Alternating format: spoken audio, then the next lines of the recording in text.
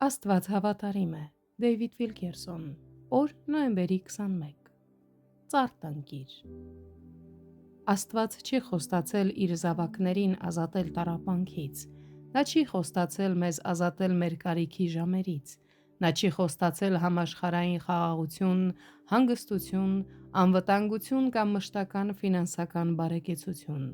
Բայց մենք ունենք հոգու և մտքի խաղաղության խոստումը։ Մենք ունենք գերբնական խոստում մեր բոլոր իրական կարիքների համար և վստահություն, որ մենք երբեք հաց չենք մուրա։ Աստված ուզում է, որ մենք հասնենք նույն գիտակցությանը, ինչ Պողոսը, երբ ասաց. բայց եթե կերակուր և հագուստ ունենք, նրանցով բավականանանք։ Առաջին Տիմոթեոս 6:8 խոսք։ Համաշխարհային մասշտաբով ապագան թվում է չարագույժ և սպառնալից,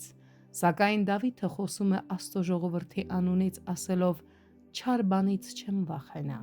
Սաղմոս 23:4 խոսք։ Սա այսօրվա հավատացյալների համար նախատեսված ուղերձ է։ Ապագան միշտ Աստծո վերահսկողության տակ է, ուստի մենք վախենալու ոչինչ չունենք։ Տերը ամեն ինչ նախապես ծրագրել է։ Նա գիտի Քրիստոսի վերադարձի ճշգրիտ ժամը։ Աստված, Արարիչը, ով վերահսկում է ամբողջ երկինքն ու երկիրը, ասել է. «Ահա ազգերը դույլին կպած կաթիլին պես են, և կշիռքի փոշիին հավասար են համարվում։ Բոլոր ազգերը նրա առաջին ոչնչի պես են,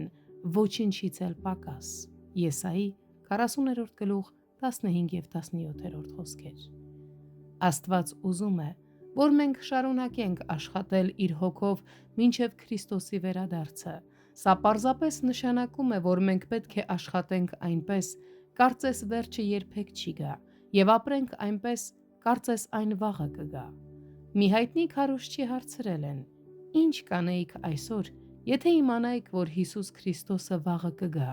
Նա պատասխանել է. «Ես ծառ կտնկեի»։ Ուրեմն, սիրելիներ, այդպես էլ մենք անենք այսօր։ Թող ճշմարիտ քրիստոնյաները շարունակեն ցանել և տնկել Աստծո սերմը և մասնակցել Աստծո գործին։ Երբ Տերը վերադառնա, թող մեզ գտնի իր կամքը կատարելիս։